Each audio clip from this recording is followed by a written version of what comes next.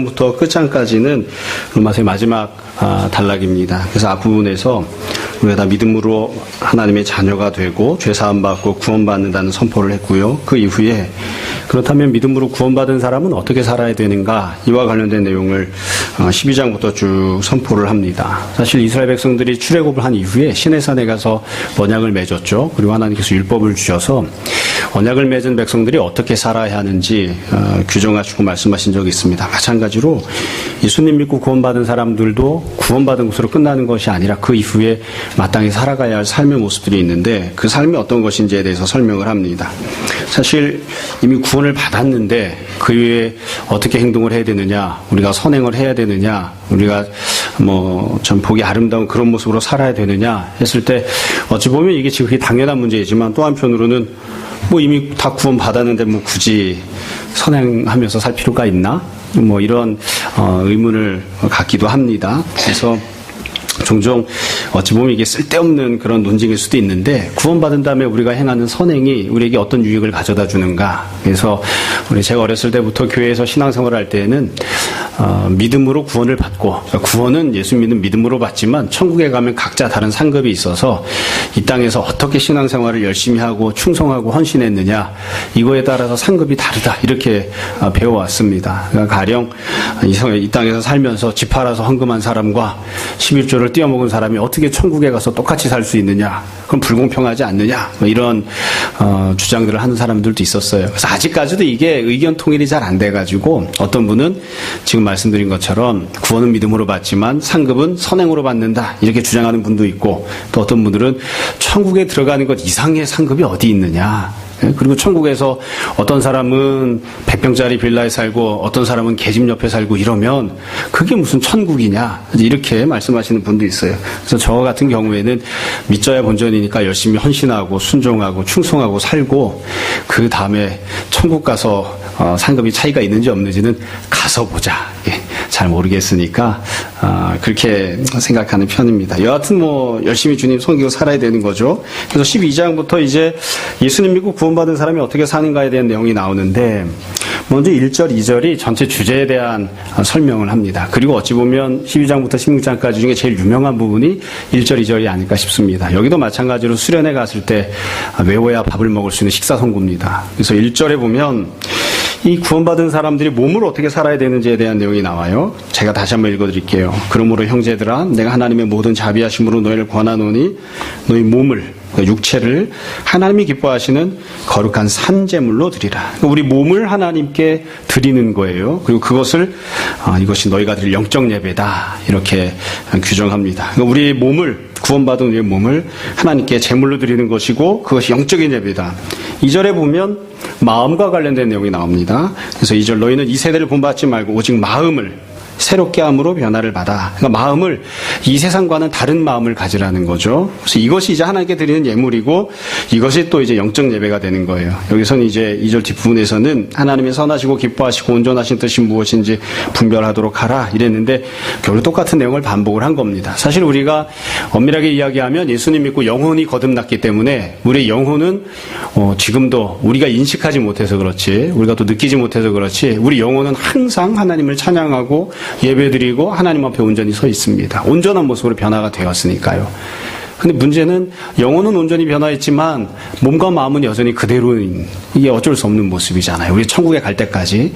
그래서 아직 갖고 있는 몸에 대해서, 마음에 대해서, 생각, 지식, 마음에 대해서도 어떻게 해야 되느냐, 이것들을 하나님께서 기뻐하시는 제물로 드리라. 이게 이제 핵심 주제입니다. 이것을 이제 풀어서 이 12장 3절부터 16장까지 도대체 몸과 마음을 하나님께 드린다고 하는 것은 어떻게 드린다는 것이냐, 어떻게 행동하는 것을 뜻하는 것이냐, 이걸 쭉 설명을 합니다. 근데 참 독특하게도 이제 우리가 봐야 되는, 이제 구체적으로 설명할 이 뒷부분의 내용은 다 이웃사람과 관련된 내용들입니다. 사실은 우리가 구원받았으니까, 이제 하나님 자녀가 되었으니까 어떻게 다르게 살아야 되느냐, 하나님을 향하여 어떻게 다르게 살아야 되는가. 예전에는 이러이러하게 예배드렸지만 지금은 이러이러하게 예배드려라. 예전에는 이러이러한 모습으로 순종했지만 지금은 이러이러하게 순종해라. 예전에는 기도 안 하고 찬양 안 하고 했지만 이제는 기도하고 찬양하는 자가 되라. 혹은 이런 신앙생활과 관련되어 있는 그런 몸과 마음에 있어서 신앙생활과 관련되어 있는 변화들이 어떠해야 되는지를 사실 설명하는 게 가장 타당할지도 모르겠습니다. 그런데 사도 바울은 그 부분은 건너뜁니다. 그 얘기는 안 해요. 그 얘기는 안 하고 우리가 구원받았으니까 이 몸과 마음으로 내 주변에 있는 이웃들을 향하여 어떻게 행동하고 살아야 되는가, 여기에 대해서만 이야기를 합니다. 우리가 뭐 다 상식적으로 아는 것이지만 바울이 이웃사랑에 대한 이야기를 하고 있다고 해서 하나님 앞에서 신앙생활하는 것이 중요하지 않다거나 혹은 그것은 아무 변화가 없어도 된다는 뜻은 결코 아닙니다. 그건 이제 다른 부분들에서 설명을 하고 이제 우리가 이웃에 대해서 어떻게 해야 되느냐 설명을 하는데요.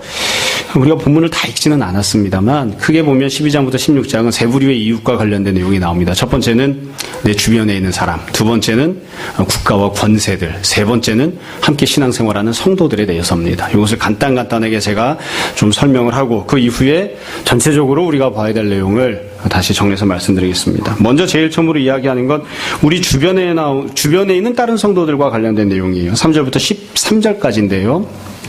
주변에 있는 성도들 보면 쉽게 이야기하면 우리 주변에도 예수님 믿는 사람이 있잖아요. 우리 식으로 표현하면 다른 교회가 있고 다른 성도들이 있습니다. 그 다른 교회와 다른 성도들을 향해서 어떤 태도를 가져야 되고 어떻게 행동해야 되느냐. 바울이 명령하는 첫 번째 내용은 아주 간단합니다.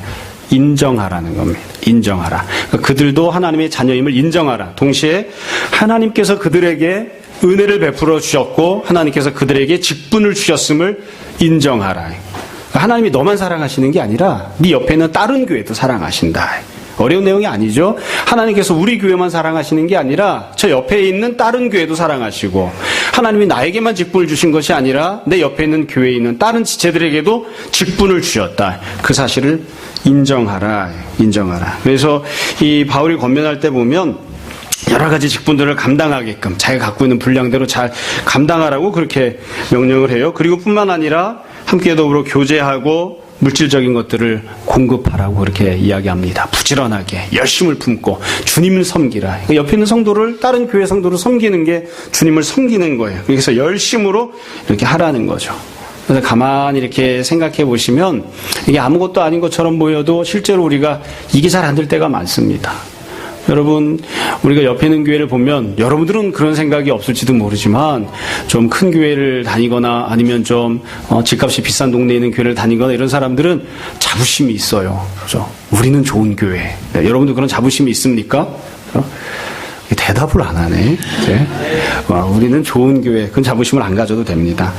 근데 이게 그 자부심이 자부심으로 끝나는 게 아니라 자꾸 우월감을 갖는 거예요. 그래서 나는 너랑 달라.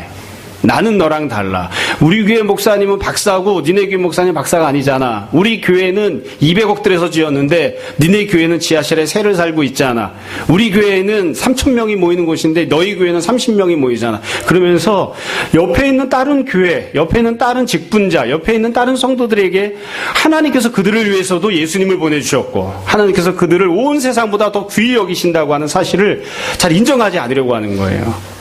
머리로는 인정한다고 하면서 실제로 행동하거나 말하거나 표정에서는 사실은 그걸 인정하지 않으려고 하는 그런 때들이 있습니다. 그렇게 하지 말아요. 하나님께서 그들을 사랑하셨다. 솔직히 이야기하면 하나님께서 은혜를 베푸실 때 너희들에게 베푸신 은혜 못지않게 어쩌면 그들에게 더 큰 은혜를 베푸셨다. 인정해주면 됩니다. 하나님께서 나를 사용하시는 것보다 저 사람을 더 크게 사용하시기도 한다. 인정해주면 돼요. 그게 뭐 그렇게 어렵습니까? 그렇죠? 그냥 저도 이야기할 때 이렇게 이야기한다고요. 어느덧 이제 내년 3월이 되면 벌써 우리 교회가 20년이 되었습니다.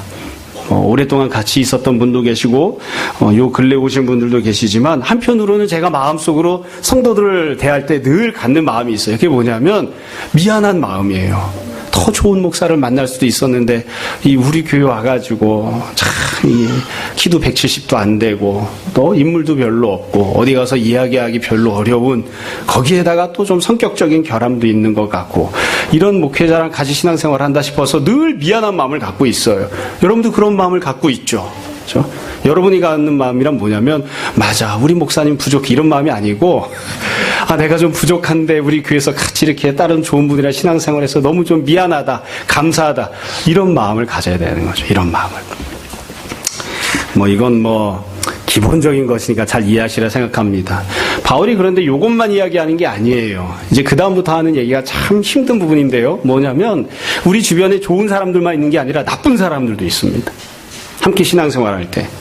함께 우리가 생활하면서 나갈 때. 그래서 그 나쁜 사람들과 관련된 내용이 지금 읽은 14절부터 21절이에요. 우리 주변에 신앙을 갖고 있지 않을 뿐만 아니라 불신자로 살아갈 뿐만 아니라 믿음 생활하지 못하게끔 박해하는 자들이 있어요. 그런 내 주변에 사는 사람들 중에 신앙을 핍박하고 박해하는 옳지 않은 사람들에 대해서는 어떻게 행동해야 되는가? 14절에 나옵니다. 14절 본문을 보세요. 늘 박해하는 자를 어떻게 하라고요? 축복하라. 축복하고 저주하지 말라. 박해하는 사람이 있으면 그들에게도 사랑을 베풀고 그들에게도 축복을 해주라는 거예요. 15절에 보면 즐거워하는 자들과 함께 즐거워하고 우는 자들과 함께 울라. 이건 무슨 말이냐면 그냥 보통 사람이 아니고 신앙을 핍박하고 박해하는 사람이 있어요. 신앙을 갖고 있지 않은. 그래서 내가 보기에는 그냥 하나님께 심판받아서 그냥 즉사해버렸으면 좋겠는데 혹은 그냥 뒤로 자빠져도 코가 깨졌으면 좋겠는데 그 사람이 뭔가 좋은 일이 생겼다고요. 그러면 너도 같이 즐거워해줘라.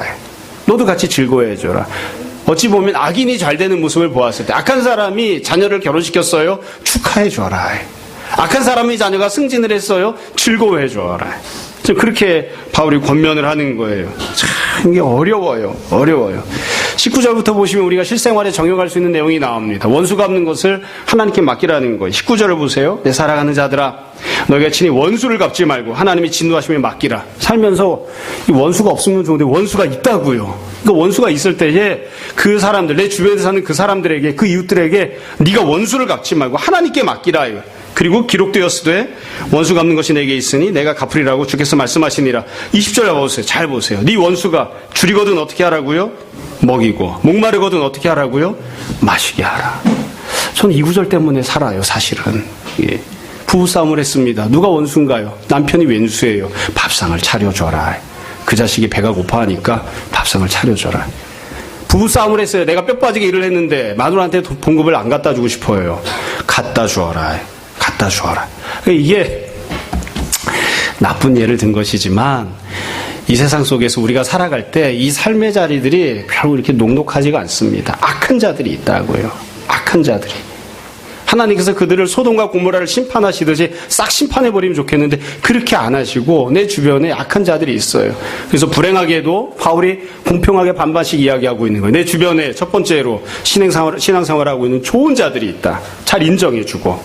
또 절반은 또 누가 있습니까? 악한 자들이 있어요. 나를 못살게 굴고 핍박하는 자들이 있어요. 그 사람들을 축복해주고 그 사람들도 마찬가지로 사랑해줘라. 그리고 마음속으로 품을 때에 어떤 생각을 품어야 되냐면 난 저 사람과 달라. 난 저 사람보다 지혜로워. 이런 생각을 갖지 말고 너도 그들과 비슷하다는 겸손한 마음을 가지라.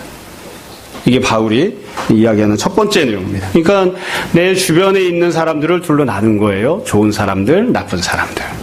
그 다음 본문으로 넘어가면 13장으로 넘어가면 바울이 위에 있는 권세들에 대한 이야기를 합니다. 국가와 관련된 내용을 이야기해요.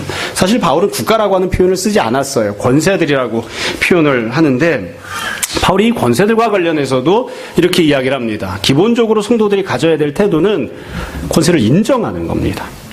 그러니까 하나님께서 우리에게 은혜를 주신 것처럼 그 사람들이 권세를 갖고 있는 이유도 하나님께서 그들에게 권세를 잠시 청지기답게 살라고 맡겨주셨기 때문에 하나님께서 권세의 근원이시고 하나님께서 그들에게 권세를 주셨다고 하는 사실을 인정하라는 거예요. 인정하라. 그리고 하나님께서 그들에게 권세를 주셨기 때문에 그들에게 세금을 내고 그들이 뭔가 권력을 행사하는 것에 대해서 순종하라. 그렇게 명령을 합니다. 그리고 바울이 덧붙여서 이렇게 설명을 했어요. 하나님께서 권세를 맡겨주신 이유는 무슨 목적 때문이냐? 그들이 이 땅에서 질서를 잘 유지하고 하나님의 뜻대로 이 사회가 굴러가게끔 하기 위해서 권세를 맡겨주셨다. 그렇게 설명을 합니다. 그러니까 이게 권세가 제대로 잘 굴러갈 때를 이야기하는 거예요. 사실 이 땅에 있는 권세자들은 대체로 다 불신자들이죠. 그렇기 때문에 하나님 뜻이 무엇인지 잘 몰라요. 그리고 하나님께 영광을 돌리려고 하는 적극적인 생각이 없어요. 그럼에도 불구하고 늘 말씀드리는 것처럼 간접적이지만 또 이렇게 좀 제한적이긴 하지만 하나님께서 기뻐하시는 그런 사회의 모습을 만들어 나가기 위해서 권세를 사용합니다. 그게 하나님의 뜻이에요. 그러니까 이 땅에 간음이 없는 세상을 만드는, 도둑질이 없는 세상을 만드는, 살인이 없는 세상을 만드는 그런 세상을 만들기 위해서 권세자들이 권세를 사용합니다. 하나님께서 그런 세상이 되게끔 하라고 이제 권세를 맡겨주신 거예요. 그렇기 때문에 그들이 악인을 향해서 심판하고 또 의인을 향해서 칭찬을 하는 그런 모습으로 권세를 사용하니까 거기에 대해서 순종하라는 겁니다. 다 이해가 되시죠? 그러니까 권세에 대해서도 마찬가지로 긍정적인 면에 대해서 먼저 이야기를 해요. 긍정적인 면에 대해서 권세가 하나님께서 맡겨주신 목적에 부합하게 제대로 사용될 때 그 권세를 인정하고 그리고 거기에 순종하라, 세금을 내라 이렇게 이야기합니다. 근데 이것만 이야기하는 게 아니에요. 사도 바울이 똑같이 또 두 번째 이야기를 하는데 부정적인 면에 대해서 이야기해요. 권세가 제대로 권세의 역할을 해야 되는데 그게 안 될 때 그럴 땐 또 어떻게 해야 되느냐, 이와 관련된 설명을 합니다. 여러분, 권세를 부적절하게 사용한다는 건 도대체 어떤 뜻이냐? 바울은 다른 이야기를 하지 않고요. 세상이 사회적으로, 문화적으로, 도덕적으로 엉망진창이 되는 것에 대해서 이야기를 합니다. 원래 불신자들이 권세를 갖고 있으면 하나님을 대적합니다. 그러니까 하나님을 대적하는 모습은 권세를 부적절하게 사용한다 이렇게 얘기하기는 좀 어려워요. 물론 그게 권세를 부적절하게 사용하는 것이긴 하지만 본질적으로는 권세를 부적절하게 사용한다고 하는 건 뭐냐면 권세를 가지고 이 땅의 질서를 잡아줘야 되거든요. 음행이 판치지 않게 만들어야 됩니다. 도둑질이 판치지 않게 만들어야 됩니다. 노동을 하고 일한 사람은 일한 대가를 정당하게 받을 수 있는 사회를 만들어줘야지 돼요. 그게 권세가 부여된 원래의 목적이니까요. 근데 그걸 잘 못해가지고 이 세상이 음란하고 호색이 넘치고 사기, 시기, 이 안 좋은 것들이 막 가득한 세상이 되는 거예요. 다툼이 있고 술 취함이 있고 방탕하고 이런 세상이 다 되게끔 권세가 방치한 거예요. 그런 세상이 되었을 때는 도대체 어떻게 해야 되느냐. 그러니까 예수님 믿는 사람이 세상을 살아갈 때 우리가 살고 있는 국가나 권세가 제대로 모습을 갖추고 잘 굴러가고 있을 때랑 그렇지 못할 때가 있는 거예요. 근데 그렇지 못해서 세상이 정말로 숨쉬기도 힘들 만큼 죄악이 가득한 세상이 되어지는, 도둑질하는 사람이 아주 판을 치고 승승장구하는 그런 세상이 되어지는, 그랬을 때 도대체 어떻게 해야 되느냐? 바울은 여기에 대해서 아주 간단하게 이야기합니다. 너희는 세상이 그렇게 살아도 빛의 갑옷을 입고 주님의 자녀답게 살아라. 구별된 거룩한 모습으로 살아라. 그렇게 이야기합니다. 한편으로 이런 구절을 읽을 때 마음이 좀 불편해요. 왜 그러냐면 악한 세상을 뒤집어 엎고 혁명을 일으켜라. 이렇게 해야 좀 속이 후련할 것 같은데, 죄를 짓는 사람들, 도둑질하는 사람들, 거짓말하는 사람은 잡아다가 무기징역을 때려라. 이렇게 이야기해야 속이 후련할 것 같은데 바울은 그렇게 이야기하지는 않아요. 그런 부분들을 이야기하지 않고 세상이 엉망진창이 되어도, 세상이 죄악이 가득해도, 온 세상이 다 죄를 져도 너 한 사람만이라도 빛의 갑옷을 입고 살아가는 사람답게, 예수님 자녀답게 의롭게 살아라 이거예요. 세상은 죄악이 판칠 것이다. 거기서 너는 의인으로 살아라. 이게 이 바울이 권면하고 명령하는 내용입니다. 이게 좀 어려운 것 같아요. 그죠? 어려운 것 같아요. 네. 세상 사람들이 다 죄를 많이 지어도 너는 조금만 죄를 지어라. 이렇게 명령한다든지, 아니면 다르게 좀 둘러서 명령하면 좋은데, 그게 아니라 세상은 어둠이 판을 칠 거다. 너는 빛이 되어라. 세상은 죄악이 판을 칠 거다. 너는 선이 되고 의가 되어라. 세상은 미움이 가득할 것이다. 너는 그들을 사랑해 주어라. 이렇게 얘기하니까 이게 참 어렵죠. 그래서 이게 우리가 살아가는 국가 안에서, 권세 안에서, 우리가 살아가는 사회와 문화 안에서 어떻게 성도들이 살아가야 되느냐, 바로 이제 명확한 기준을 제시하는 겁니다. 자, 마지막 세 번째는 함께 신앙생활하는 다른 성도들과 관련되어 있는 부분입니다. 성도들도 마찬가지로 둘로 나누었어요. 둘로 나누었습니다. 그래서 처음에 바울이 명령하는 대상은 누구냐면, 교회 안에 같이 신앙생활하는 사람들 중에 믿음이 연약한 사람들이 있어요. 그래서 이게 안식일을 지켜야 되는데, 주일을 지켜야 되는데, 고기를 먹으면 되는데 안 되는데, 개고기는 개를 잡을 때에 막 그냥 두들겨 패가지고 죽기 전에 혈관이 터져 죽기 때문에 피채 먹는 것이 되어서 개고기는 먹으면 안 돼. 이러니까 개고기를 먹는 사람을 정죄하고, 아니고 이런 먹는 문제, 또 날의 문제, 여러 가지 관습의 문제, 이런 것들 때문에 시험에 들거나 힘들어하는 그 믿음이 연약한 사람들이 있어요. 이 본질적인 문제가 아닌데 부수적인 문제인데, 그런 문제들 때문에 마음이 왔다 갔다 하는 그런 믿음이 연약한 성도들이 있을 때에, 그럴 때 어떻게 해야 되느냐? 그 믿음이 연약한 성도들을 비판하지 마라. 그들이 갖고 있는 생각이 잘못된 생각이에요. 그래도 비판하지 마라. 그리고 그들이 갖고 있는 잘못된 생각을 그냥 이야기하게 내버려 두고 받아줘라. 그리고 그들이 넘어질 만한, 그들이 믿음이 연약하기 때문에 어지간한 사람은 안 넘어지는데 믿음이 연약해서 넘어지는 거예요. 그 사람들 앞에 넘어질 만한 그런 걸림돌을 두지 마라. 걸림돌 두지 마라. 그리고 할 수 있는 대로 그들의 약함을 너희가 감당해 주어라. 물론 제일 근본적인 건 그들이 갖고 있는 연약한 부분을, 잘못된 지식들을 잘 고쳐주고 그들이 성장할 수 있게끔 도와주는 그런 일들을 해야 되겠죠. 그래서 교회 안에서 보면 어떤 것에 대해서 이야기하냐면, 교회 안에 다 신앙이 성장한 사람들이면 좋은데, 다 멘탈 갑 이런 사람들만 있으면 좋은데, 그게 아니라 신앙이 연약한 사람들이 있어요. 부족한 사람들이 있어요. 그걸 좀 비판하지 말고 받아줘라. 이거 받아줘라. 근데 사실 우리가 이 부분도 제가 이렇게 생각해 보다 보니까 제가 한번 생각을 해봤어요. 제가 어떤 사람이 연약함을 잘 못 받아주는가 이렇게 생각해 보니까, 좀 기대치가 있는 사람, 또 내가 친밀하거나 좀 이렇게 사랑하는 사람, 이런 사람들에 대해서 도리어 이 연약함을 잘 못 받아주는 경우들이 있더라고요. 남의 자식이 뭔가를 잘못하면 그래 괜찮아, 그럴 수도 있지, 좀 더 열심히 해보자 이러는데, 내 자식이 잘못하면 이 자식이 어디서 이러고서는 내 자식이 잘못하는 건 용납이 안 되는 거예요. 그렇죠? 다른 성도가 같이 살고 있는 배우자, 교회 안에 어떤 여집사님 뭔가를 좀 잘못하면 아유 괜찮아요 집사님, 주님은 은혜의 주님, 사랑의 주님, 용납하시는 주님이십니다, 허물을 덮어드리겠습니다 이러는데, 내 마누라가 뭔가를 잘못하면 이게 절대로 용납이 안 되네요. 이건 마찬가지입니다. 남의 교회 성도가 뭘 잘못했다 그러면 그래도 주님이 그 성도와 그 교회를 사랑하시고 어떻게든 그 교회를 구원하기를 원하신다 이렇게 이야기를 하는데, 우리 교회 안에 성도가 뭔가를 잘못하면, 같이 신앙생활하는 누군가 뭔 잘못하면 이게 허물이 잘 덮어지지가 않아요. 딴 사람은 괜찮아도 내가 가까이 있는, 내가 기대를 품고 있는 이 사람만큼 그렇게 하면 안 되지, 이런 생각을 자꾸 가져요. 바울이 이야기합니다. 같이 신앙생활하고 있는, 너랑 가장 밀접하게 같이 지내는 사람이 신앙적으로 온전하지 못해서 부족할 때, 연약할 때, 말도 안 되는 헛소리를 짓거릴 때, 그래도 그 얘기할 수 있게끔 내버려 두고 비판하지 말고 그 앞에 자꾸 거치는 걸림돌을 두지 말고 그 사람의 연약함을 네가 감당해 줘라. 감당해 줘. 그렇게 이야기합니다.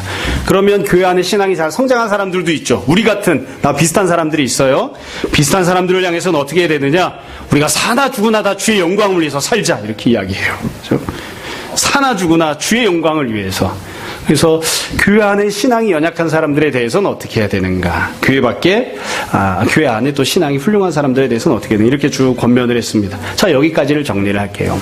이게 12장부터 16장까지 바울이 권면하고 명령하는, 이미 구원받은 예수님 믿는 사람이 살아야 될 삶의 모습입니다. 세 가지로 나눠서 이야기했어요. 첫 번째는 내 주변의 사람들, 좋은 사람, 나쁜 사람, 어떻게 행동해야 되는가. 두 번째, 권세들, 국가가 제대로 기능할 때, 제대로 기능하지 못할 때.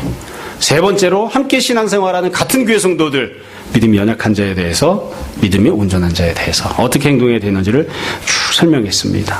이미 이야기를 들으시면서 아시겠지만 불행하게도 바울은 절반 이상은 좋지 못한 상황에 대해서 이야기를 합니다. 좋지 못한 상황, 좋지 못한 이웃들에 대해서 이야기해요. 같이 지내는 사람들 중에 나쁜 놈들이 있어요. 국가 권력 중에 나쁜 국가 권력이 있어요. 같은 신앙생활하는 같은 교회 성도들 안에 믿음이 연약한 사람이 있어요. 좋지 못한 경우들을 이야기한다고요. 지금 들으시면서 생각하셨겠습니다만 지금 쭉 바울의 관계들에 대해서 이야기를 하고 있는데, 이 관계들 중에 언급되지 않은 관계가 있어요. 가족, 제일 중요한 관계가 언급이 안 됐어요. 가족도 어떤 가족들이 있을까요? 좋은 남편이 있는가 하면 나쁜 남편도 있어요. 그렇죠? 또 한 남편이 어떤 때는 좋은 남편인데 어떤 때는 나쁜 남편인 거예요. 좋은 아내가 있는가 하면 나쁜 아내도 있어요. 좋은 부모가 있는가 하면 나쁜 부모가 있다고요. 어떻게 해야 되는가? 내가 이미 구원받고 하나님의 자녀가 되었는데, 영생과 천국을 확보했는데, 좋은 부모에게 어떻게 해야 되는가? 나쁜 부모에게 어떻게 해야 되는가? 어떻게 해야 되는가? 이 부분들에 대해서 이야기를 쭉 하고 있는 겁니다. 직장 상사도 마찬가지고요. 자, 이제 본문에 대한 내용을 말씀드렸으니까 이제 이 내용들을 정리해서 한 두세 가지 간단하게 정리해서 요점을 다시 말씀을 드리려고 합니다. 다 알고 있는 내용들을 다시 정리하는 겁니다. 제가 드렸던 말씀이나 또 여러분들이 성경 본문을 읽으시면 늘 생각하는 부분인데요. 이런 이미 우리가 구원받은 이후에 선행을 하고 또 사랑을 하고 온전하고 아름다운 모습으로 살아가라, 이런 명령들을 하면 제일 먼저 드는 생각이 이유에 대한 반문입니다. 왜 그렇게 해야 되지? 왜 그렇게 해야 되지? 이 반문이 들어요. 절반 이상은 나쁜 놈들이잖아요. 저 놈은 나쁜 놈인데, 심판받아 마땅한 놈인데, 나한테도 저렇게 악행을 저지르고 있는데 내가 왜 그 사람을 사랑해야 되지? 이 이유에 대한 반문이 생겨요. 근데 불행하게도 성경은 항상 이유에 대해 설명을 안 해요. 바울이 이 행동들을 쭉 하라고 명령하면서 그렇게 하면 네가 천국에 가서 상급이 있을 거다. 이렇게 딱 부러지게 얘기해 주면 얼마나 좋겠어요. 그렇죠? 남편이 왼수같이 굴어도 네가 그 남편의 밥상을 차려주면 하나님께서 이러이러한 상급을 갑절로 주실 것이다. 이렇게 딱 해주시면 참 좋은데 이유에 대한 설명이 없어요. 설명이. 그러니까 답답하죠. 그 이유를 우리가 또 이게 찾아가야 되는 거예요. 그래서 우리가 왜 그렇게 해야 되는가 아무리 찾아봐도 제가 성경을 아무리 찾아봐도 뚜렷하게 설명한 부분이 없어요. 그래서 우리가 신앙인의 양심으로 그리고 신앙인의 직감으로 그 이유를 찾는 수밖에 없어요. 경험을 통해서 찾는 수밖에 없어요. 이유는 뭐 여러 가지 이유를 제시할 수 있지만 제가 생각할 땐 그런 것 같습니다. 우리가 구약의 이스라엘 백성보다 온전한 이스라엘이 되었고 우리가 또한 완전한 은혜를 받았기 때문입니다. 그러니까 그렇게 행동하라는 거예요. 그러니까 너는 예전과 다른 존재가 되었으니까 거기에 걸맞게 행동하라는 겁니다. 우리가 예전에는 죄짓고 심판 속에 살던 존재였지만 예수님 믿고 구원받아서 하나님의 자녀가 되었잖아요. 그러니까 하나님의 자녀가 되었으니까 하나님의 자녀답게 행동하라. 그 이상의 이유가 없어요. 그 이상의 이유가. 이건 어려운 내용이 아닙니다. 사실은. 여러분 우리가 예수 믿고 구원받았죠. 그 구원을 뺏깁니까? 안 뺏깁니까? 뭐 여러 가지 다른 생각들 하신 분도 계시겠습니다만 예수님 믿고 구원받으면 구원 안 뺏깁니다. 근데 여러분은 왜 여기 예배실에 나와 있습니까? 주일 예배 빼먹으면 구원을 박탈당하나요? 헌금 안 하면 구원을 박탈당합니까? 11조를 안 하면 내가 천국에 들어가기로 확보가 돼 있었는데 11조를 안 하는 순간 천국에서 쫓겨납니까? 아니에요. 아니에요. 두렵지만 제가 감히 단언하건대 주일 예배를 빼먹어도 11조를 빼먹어도 구원 절대로 박탈당하지 않습니다. 근데 우리 다 여기 뭐 때문에 예배드리러 나와 있죠? 미친 거죠. 시간이 남아도나? 하나님께서 이미 구원을 주시기로 확보해 주셨는데 뭐 때문에 내가 예배드리러 나와서 열심히 신앙생활을 해야 되느냐고요. 이미 구원받기로 돼 있는데 대충대충 신앙생활하고 대충대충 기도하고 대충대충 살면 되지. 이미 구원받았는데 왜 더 열심히 하나님을 사랑하고 왜 더 진실한 마음으로 하나님께 순종하려고 하냐고요. 그렇게 하면 뭔가 대단한 유익이 있기 때문입니까? 우리가 받아들일 유익은 이미 다 받았어요. 이미 다 확보하고 있어요. 그렇게 살아가는 것, 하나님이 원하시는 대로 살아가는 게 내가 마땅히 살아야 될, 하나님의 자녀답게 살아야 될 모습이기 때문에 그런 거예요. 다른 이유가 없어요. 칼빈이 그렇게 이야기를 합니다. 우리가 기독교 강요를 요즘 읽고 있는데요. 기독교 강요에 보면 칼빈이 이렇게 이야기를 해요. 예수님 믿는 사람은 마땅히 예수님 믿는 사람답게 살아야 된다. 어떤 사람들은 그렇게 살아봤자 현실적인 유익이 없는데 과연 예수님 믿는 사람답게 산다고 하는 것이 큰 동기부여가 되겠느냐? 칼빈이 이렇게 얘기해요. 제일 중요하고 큰 동기부여가 된다. 그것 이상의 동기부여는 없다. 현실 속에서는 이게 막 반문이 들어요. 반감이. 뭔가를 좀 준다고 해야 할 텐데. 오늘 제 이름의 가운데 자와 똑같은 호자가 들어가 있는 호윤이가 오늘 처음 예배드리러 왔어요. 우리 광현 형제한테 묻고 싶어요. 광현 형제가 열심히 일을 해서 아버지는 광현 형제가 이제 처음으로 아버지가 돼봤잖아. 인생을 살면서. 어쩌면 다시는 이런 일이 없을지도 모르는데. 그렇죠? 기쁘죠? 어차피 애를 낳았으니까 광현 형제가 이렇게 살든 저렇게 살든 어차피 아버지야. 맞아요? 틀려요? 그러니까 이제부터 그냥 살고 싶은 대로 살아. 어차피 아버지인데 뭐. 그런 마음이 드나요? 네. 그런 마음이 안 들어요. 여러분들도 다 비슷한 경험을 하실 거예요. 저도 결혼해서 애를 낳으니까 갑자기 어깨가 이렇게 무거워지더라고요. 아, 우리가 이 중력 속에서 살고 있구나. 공기가 무게가 있구나. 이런 느낌이 들고 사장이 뭐라고 하든 누가 뭐라고 하든 참아야지. 열심히 살아야지. 그런 생각이 들어요. 왜 그렇죠? 아빠가 됐으니까. 아빠답게 살려고 하는 마음이 드는 거예요. 내가 애를 낳았으니까 내가 열심히 살건 열심히 살지 않건 도덕적으로 살건 비도덕적으로 살건 어차피 저 아이에 대해서는 나는 아빠야. 아빠로서의 권리와 권위를 주장할 수 있어. 이렇게 생각하고 엉망진창으로 살면 그게 사람입니까? 개돼지지? 사실은 아이를 낳으면 아빠가 되면 아빠답게 살려고 해요. 그것 이상의 더 강한 동기부여가 없어요. 더 강한 동기부여는. 왜 우리가 이렇게 살아야 되느냐? 왜 우리가 이런 바울이 권면하고 명령한 대로 살아야 되느냐?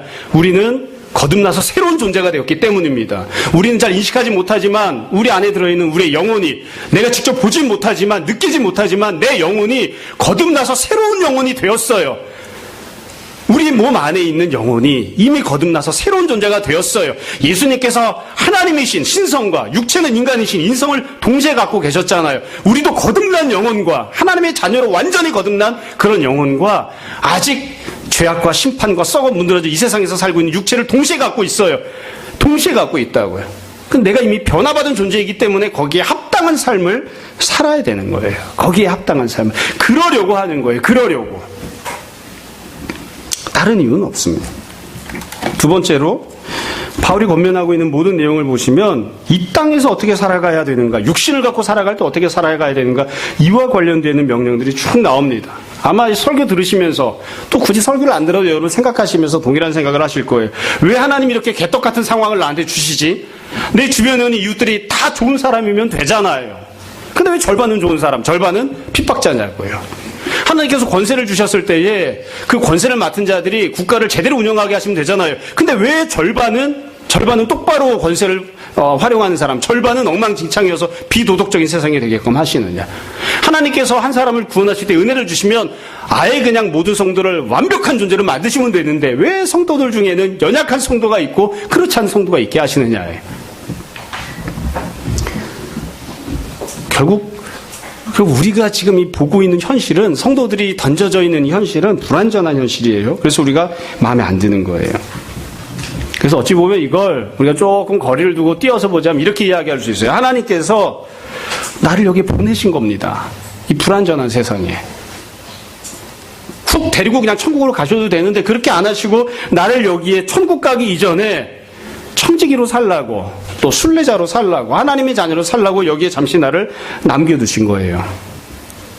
그러니까 이걸 그냥 뭐 어떻게 더 상세하게 설명하기는 어려운데 이렇게 이야기할 수 있을 것 같아요. 살아가라. 살아가라. 육체를 갖고 있는 동안 아직 불완전한 모습이지만, 아직 불완전한 상황 속에 있지만 내가 너를 거기에 남겨둔 것이다. 내가 너를 거기에 보낸 것이다. 잘 살아가라. 제가 이 부분을 이야기할 때 예전에 씨 뿌리는 비유 얘기하면서 그런 말씀을 드린 적이 있어요. 씨 뿌리는 비유를 보면 씨앗은 다 좋아요. 씨앗에 문제가 있는 씨앗은 없어요.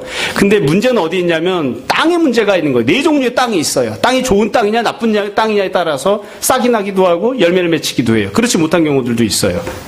그러니까 문제는 좋은 땅이 되는 것이죠. 근데 뒤집어서 한번 생각해 봤어요. 내가 만약에 씨라면, 이번에 땅이 아니고 내가 씨라면 나쁜 땅에 뿌려진 씨는 무슨 죄가 있는 겁니까 도대체? 좋은 땅에 뿌려졌으면 열매를 맺을 텐데 좋은 땅에 뿌려지지 못하고 나쁜 땅에 뿌려진 씨가 있다고요.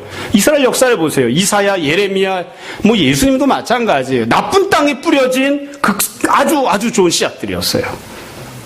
어떻게 해야 되는 겁니까 도대체? 나쁜 땅에 뿌려진 씨앗들은. 하나님께서 그렇게 하신 거예요. 너는 좋은 씨앗이야. 내가 너를 그 나쁜 땅에 내가 두겠다. 그곳에서 좋은 씨앗으로 살아가라. 좋은 씨앗이 좋은 씨앗으로 살겠다고 발버둥치면 어떻게 될까요? 결국에 죽겠죠.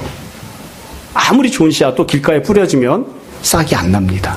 그리고 죽습니다. 하나님이 그렇게 뿌려놓으신 거예요. 그러니까 우리가 예수님 믿고 구원받은 이후에 어떻게 된 것이냐. 예수님과 똑같아요. 온 세상 인류 역사 가운데 가장 완벽한 씨앗, 가장 완벽한 존재였던 예수님이 어디 오셨느냐. 나쁜 땅에 뿌려진 거예요. 이 땅에 죄인들이 있는 곳에, 심판을 받아 마땅한 곳들 가운데, 마귀와 질병이 판치고 있는 곳에, 그리고 아무리 은혜를 베풀어도 믿음 같지 않은 그런 악한 존재들이 있는 곳에 예수님이 이 땅에 오셨어요. 그리고 예수님께서 여기에서 살아가시잖아요. 살아가신다고요. 그리고 그 가운데서 주님의 뜻을 이루어 가셨습니다. 그러니까 그렇게 하라고 하나님께서 우리를 여기에 남겨두신 거예요. 그러니까 우리 주변이 좋지 못한 상황일 때 그렇지. 출애굽한 이스라엘 백성들에게는 가나안에 들어가겠다고 들여보내겠다고 약속하셨습니다. 근데 우리들은 어찌 보면 광야 가운데서 우리를 영생과 천국을 소유하게 하신 이후에 너 그냥 계속 광야에서 살아 이러고 그냥 광야에 내버려 두신 거예요.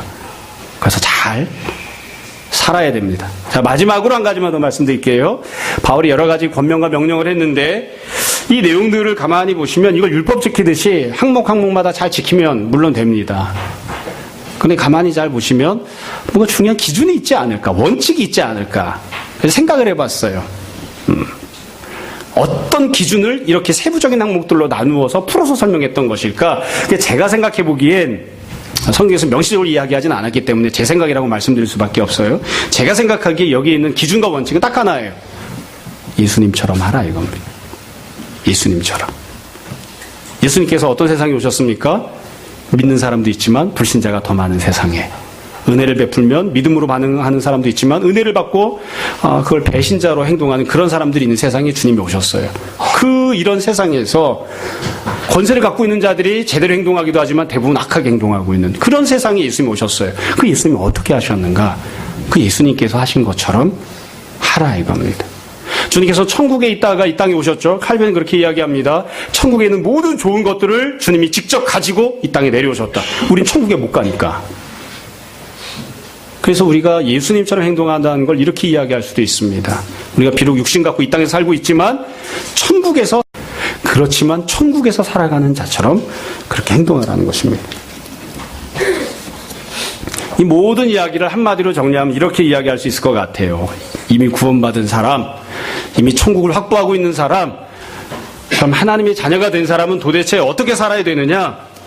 결국 결론은 똑같습니다. 12장 1절과 2절입니다. 여러분 12장 1절과 2절을 보세요. 다시 한번 읽어드릴게요. 그러므로 형제들아 내가 하나님의 모든 자비하심으로 너희를 권하노니 너희 몸을 하나님이 기뻐하시는 거룩한 산제물로 드리라.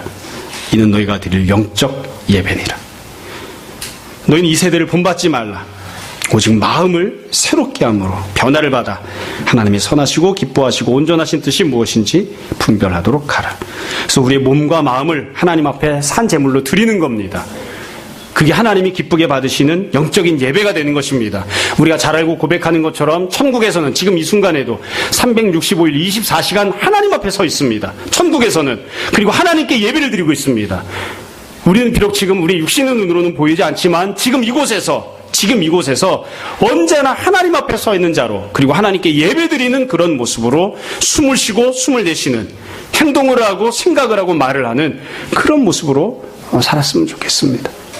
잘 고백하는 대로 우리 힘으로 잘 못하니까 아무리 노력해도 안 되는 부분들이 있으니까 늘 기도하면서 성령님 의지하고 성령님께서 베푸시는 힘과 능력으로 성령님의 은혜로 바울이 권면한 대로 순종하고 또 이거보다 더 승한 모습으로 더 나은 모습으로 순종해서 주님을 기쁘시게 하고 세상 많은 사람들로부터도 참 예수님 믿는 사람답다 그렇게 인정받는 우리들 되었으면 좋겠습니다. 오늘 이런 귀한 은혜가 우리 모두에게 풍성하게 임하기를 주님 이름으로 축원합니다. 잠시 기도하겠습니다. 그 말씀을